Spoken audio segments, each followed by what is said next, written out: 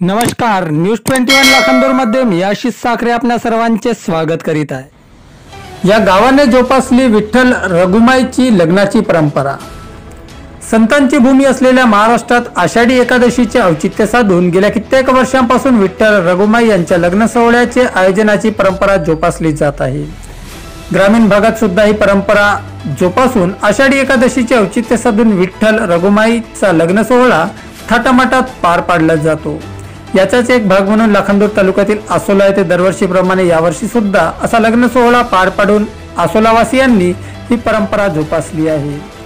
अगदी समाजात होणाऱ्या लग्न सोहळ्याप्रमाणे येथे विठ्ठल रघुमाई यांना आणून लग्न सोहळा पार पाडण्यात आला आणि स्वरूची भोजनाची सुद्धा मेजवानी घालण्यात आली।